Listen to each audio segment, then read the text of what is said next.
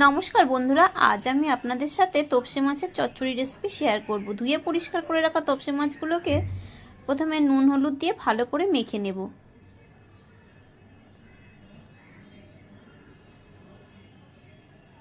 মাছগুলো মেখে নেওয়া হয়ে গেছে।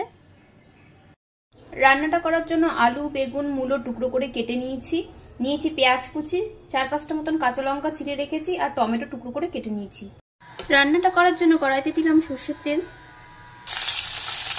তেল গরম হয়ে গেছে, তপসে মাছগুলোকে ছেড়ে দিলাম। মাছ উল্টে নিলাম।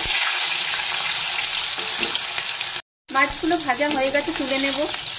মাছ ভেজে তুলে নিয়েছি, ওই তেলেই দিয়ে দিলাম পেঁয়াজ কুচি, কাঁচা। এবার সমস্ত সবজিগুলো দিয়ে দেব। দিলাম পরিমাণ মতো নুন, দিলাম অল্প একটু জিরের গুঁড়ো, অল্প একটু লঙ্কার গুঁড়ো, দিলাম হলুদ গুঁড়ো, সামান্য একটু জল দিলাম। এবারে নেড়ে নেব।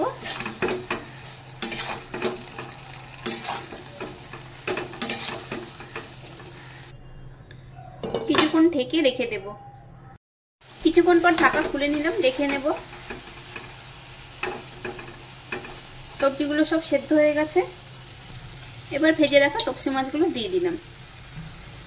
এবার একটু মিশিয়ে নেব। তৈরি হয়ে গেল তপসে মাছের চচ্চড়ি। এভাবে রান্না করে আপনারা গরম ভাতের সাথে খেয়ে দেখবেন, আশা করছি আপনাদেরও ভালো লাগবে।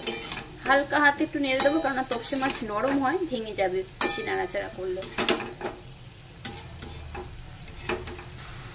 এবার ওপর থেকে কিছুটা ধনেপাতা কুচি ছড়িয়ে দিলাম।